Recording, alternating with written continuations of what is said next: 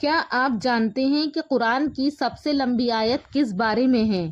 تو وہ نہ تو جنت کے بارے میں ہے نہ جہنم کے بارے میں ہے، بلکہ ایک ایسے معاملے کے بارے میں ہے جس سے ہم روزانہ گزرتے ہیں، یعنی قرض، لین دین اور معاملات۔ آخر اللہ تعالیٰ نے اس موضوع پر اتنی تفصیل کیوں بیان کی ہے؟ آئیے جانتے ہیں سورہ بقرہ کی آیت نمبر 282 میں کہ اس کا کیا حیرت انگیز پیغام اللہ تبارک و تعالیٰ نے ہمیں دیا ہے۔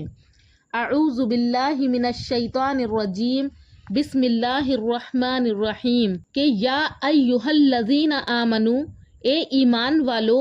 اذا تداینتم، جب تم آپس میں معاملہ کرو، بدین، کسی ادھار کا،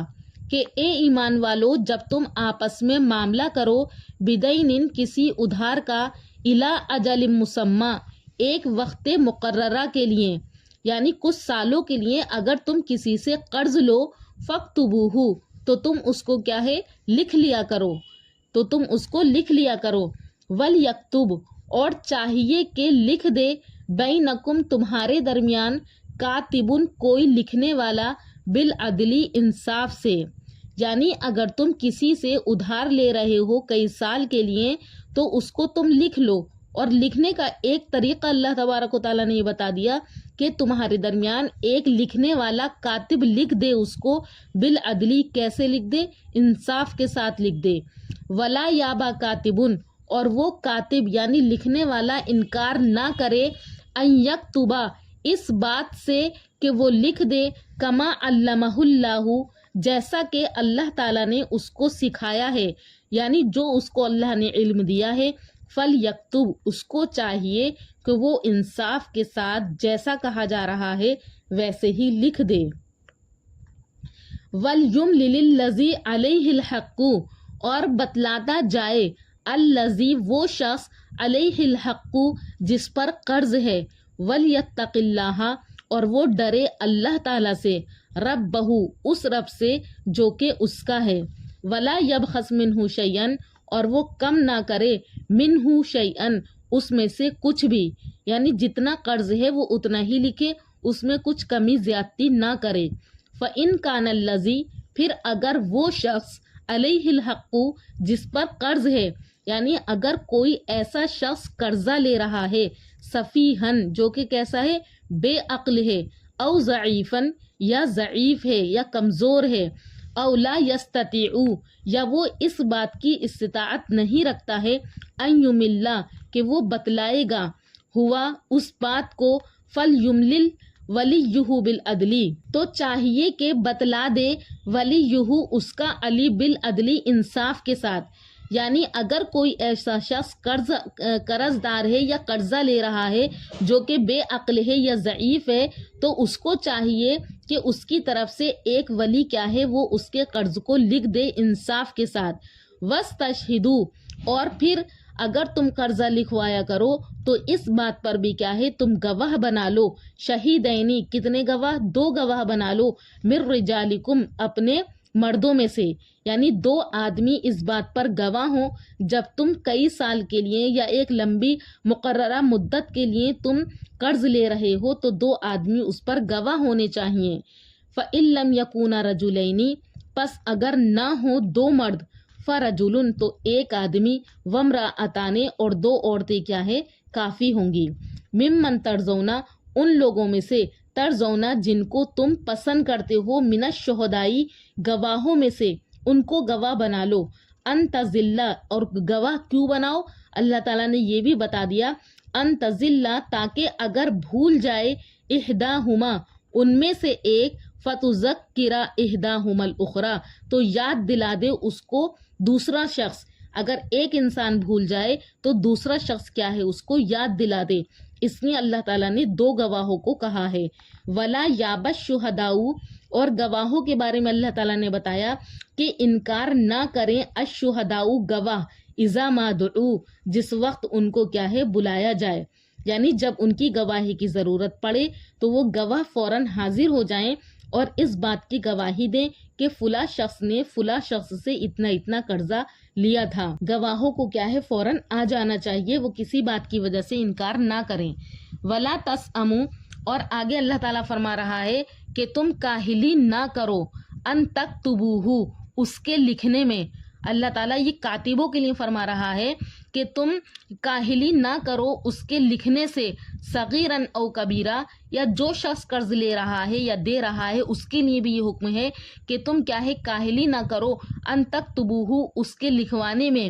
صغیراً او کبیرہ، تمہارا معاملہ کیا ہے قرض کا وہ چھوٹا ہو، او کبیرن کیا ہے یا بڑا ہو، الی اجلہ، اس کی ایک مقررہ مدت تک کیا ہے تم اس کو لکھ لو، جب تک کے لیے تم قرضہ لے رہے ہو۔ ذالکم اقسط عند اللہ، اس لیے کہ یہ لکھ لینا زیادہ انصاف پسند ہے، عند اللہ، اللہ کے نزدیک، واقوم للشہادتی، اور گواہی کو بہت درست رکھنے والا ہے، وادنا، اور اس بات کے زیادہ قریب ہے، اللہ ترتابو، کہ تم کیا ہے آئندہ کے لیے شک میں نہ پڑو، یعنی جو معاملہ تم لکھوا لوگے تو اس کے ذریعے سے کیا ہے تمہارے پاس ایک پکا ثبوت ہو جائے گا، تم شک میں نہیں پڑو گے، تمہارے پاس گواہ موجود ہوں گے، کوئی لڑائی جھگڑا نہیں ہوگا، اور نہ ہی تم آئندہ آگے آنے والے سالوں میں کیا ہے شک میں پڑ جاؤ گے۔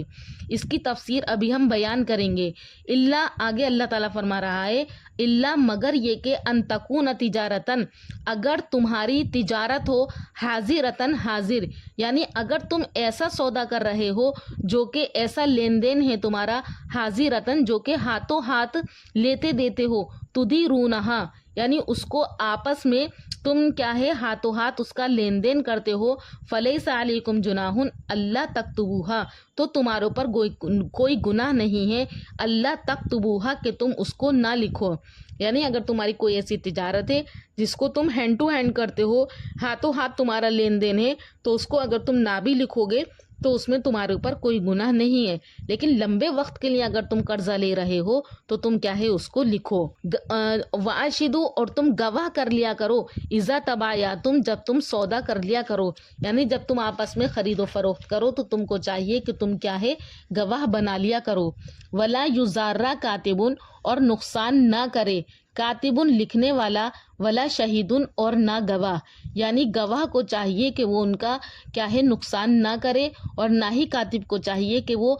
جس کا قرض لکھ رہا ہے اس کا نقصان کرے، بلکہ جیسا ہے جو بات ہے وہ ویسے ہی لکھے۔ وَإِن تَفْعَلُوا، اور اگر تم ایسا کرو گے، یعنی کاتب الٹا سیدھا اگر لکھے گا، یا گواہ لوگ جو ہے وہ جھوٹی گواہی دیں گے، اگر وہ ایسا کریں گے، وَإِن تَفْعَلُوا، اگر وہ ایسا کریں گے، فَإِنَّهُ فُسُوقٌ، تو یہ کیا ہے گناہ کی بات ہے، بکم، تمہارے اندر، وَاتَّقُوا اللَّهَ، تو لوگوں تمہیں چاہیے کہ تم ڈرتے رہو اللہ سے، وَيُعَلِّمُكُمُ اللَّهُ، اور وہ تم کو سکھلاتا ہے، یعنی اللہ نے تم کو سکھایا ہے تو تم کیا ہے صحیح صحیح لکھو۔ واللہ بکل شیء علیم، اور بے شک اللہ تعالیٰ کیا ہے وہ ہر چیز کو جانتا ہے کہ تم کیا کر رہے ہو اور کیا نہیں کر رہے ہو۔ اللہ تعالیٰ اس آیت کے ذریعے سے ہمیں یہ سکھا رہا ہے کہ کاروبار، قرض اور مالی معاملات میں دیانت داری بھی عبادت ہے۔ تو اسلام ہمیں یہ بات بتاتا ہے کہ ہمیں کیا ہے ساری چیزوں کو لکھ لینا چاہیے، کیونکہ اگر ہم نہیں لکھیں گے تو آج تو ہمارے اندر محبت ہے، محبت کی وجہ سے ہم نے نہیں لکھا، کل ہمارے اندر کیا ہے وہ غلط فہمی پیدا ہو سکتی ہے۔ لکھنے سے کیا ہے تعلقات محفوظ رہیں گے۔ یہ قرآن مجید کی سب سے لمبی آیت ہے جس میں اللہ تعالیٰ نے قرض اور مالی معاملات کے بارے میں مکمل رہنمائی دی ہے تاکہ لوگوں کے درمیان انصاف قائم رہے اور جھگڑے پیدا نہ ہوں۔ اللہ تعالیٰ فرما رہا ہے کہ جب تم قرض کا معاملہ کرو تو تم اسے لکھ لیا کرو۔ اس زمانے میں زیادہ تر معاملات، یعنی نبی کریم صلی اللہ علیہ وسلم کے زمانے میں زیادہ تر معاملات زبانی ہوتے تھے، جس کی وجہ سے بعد میں اختلافات اور جھگڑے پیدا ہو جاتے تھے، اور یہ آج بھی ہوتا ہے۔ تو اسی لیے قرآن نے یہ واضح ہدایت دی ہے کہ معاملات کو تحریری شکل دے دی جائے تاکہ ہر چیز کیا ہے واضح رہے اور کسی قسم کی غلط فہمی پیدا نہ ہو، کیونکہ لکھا ہوا وہ کبھی نہیں مٹتا ہے، جو لکھا ہوتا ہے وہ ہمیشہ باقی رہتا ہے۔ اور اسی طرح مدت، کا مقرر کرنا، یعنی قرض کے معاملے میں ایک مقررہ وقت طے کرنا ضروری ہے۔ اگر وقت واضح نہ ہو تو دونوں فریقوں کے درمیان اختلاف پیدا ہو سکتا ہے۔ یہ ایک بہت اہم اصول اللہ تعالیٰ نے بتا دیا کہ اگر قرض لو تو اس میں کیا ہے، مدت مقرر کرو۔ اس لیے ضروری ہے کہ ایک واضح تاریخ مقرر کی جائے تاکہ بعد میں کوئی جھگڑا نہ ہو اور ہر شخص اپنی ذمہ داری کو سمجھ سکے۔ اور جو شخص قرض کو لکھے تو اس کی ذمہ داری بھی اللہ تعالیٰ نے بیان فرما دی کہ جو شخص قرض کا معاملہ لکھ رہا ہو اسے چاہیے کہ وہ مکمل انصاف کے ساتھ لکھے اور کسی ایک فریق کا ساتھ نہ دے۔ اس کا کام صرف سچ کو لکھنا ہے، نہ کہ کسی فائدے یا نقصان کو دیکھنا۔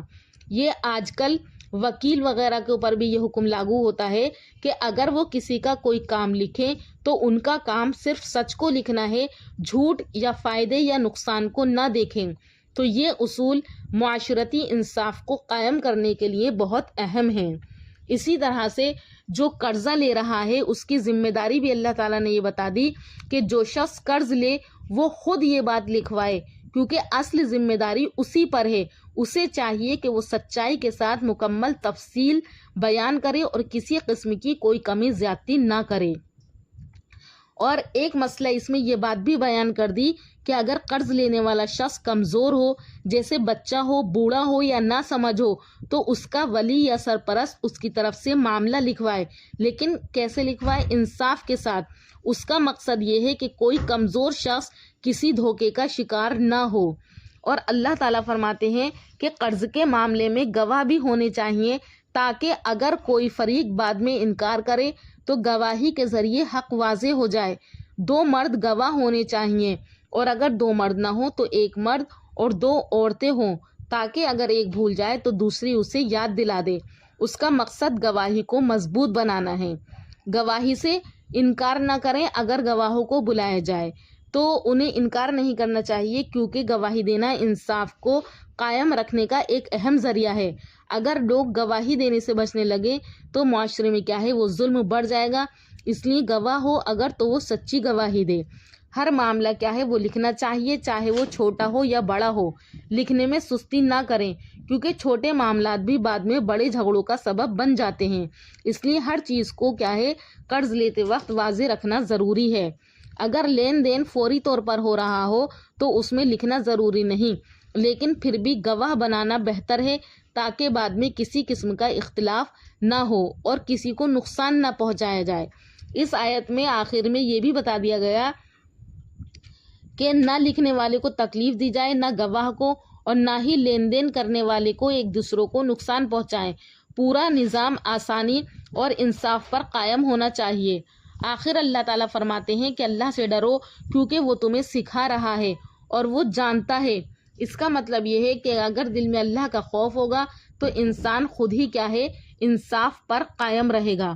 تو یہ آیت ہمیں یہی بات سکھاتی ہے کہ اس آیت میں بار بار انصاف کا ذکر ہے۔ اسلام چاہتا ہے کہ قرض دینے والے پر بھی ظلم نہ ہو اور قرض لینے والے پر بھی کیا ہے، ظلم نہ ہو۔ دونوں کے حقوق کیا ہے، محفوظ رہیں، کیونکہ آج تو محبت ہے اور کل کیا ہے، وہ غلط فہمی پیدا ہو سکتی ہے۔ لکھ لیں قرض کو، کیونکہ لکھنے سے تعلقات بھی محفوظ رہتے ہیں۔ آج کتنے ہی خاندان صرف پیسوں کے جھگڑوں کی وجہ سے ٹوٹ جاتے ہیں۔ بھائی بھائی سے ناراض ہو جاتا ہے، دوست دوست سے جدا ہو جاتا ہے، رشتہ داروں میں دشمنی پیدا ہو جاتی ہے۔ اکثر وجہ کیا ہوتی ہے، لوگ آپس میں کہتے ہیں کہ میں نے اتنے پیسے دیے تھے، تو دوسرا کہتا ہے نہیں اتنے نہیں، اتنے دیے تھے۔ اگر شروع میں ہی لکھ لیا جائے تو جھگڑا پیدا ہی نہیں ہوگا۔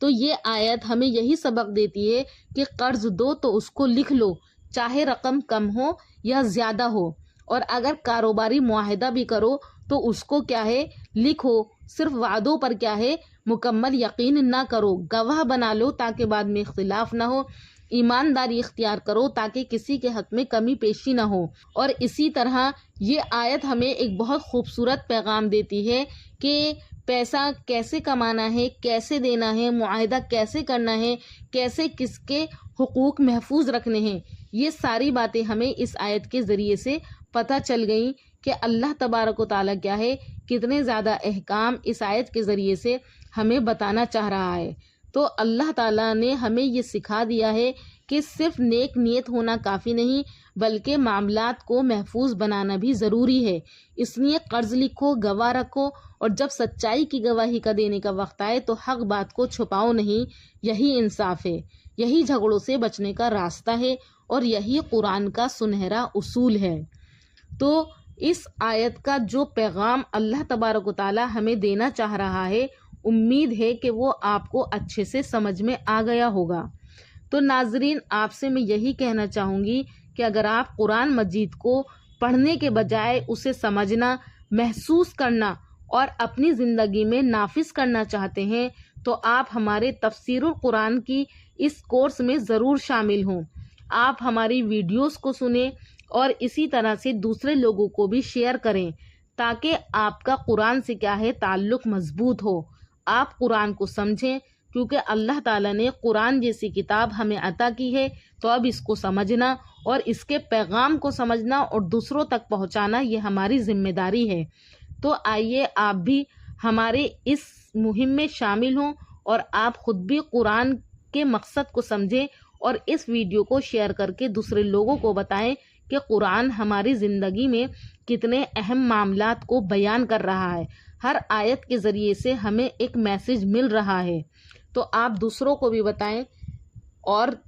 خود بھی سمجھیں، اور انشاءاللہ اس سے آگے کی آیت لے کر حاضر ہوں گی اگلی ویڈیو میں۔ تب تک کے لیے اللہ حافظ۔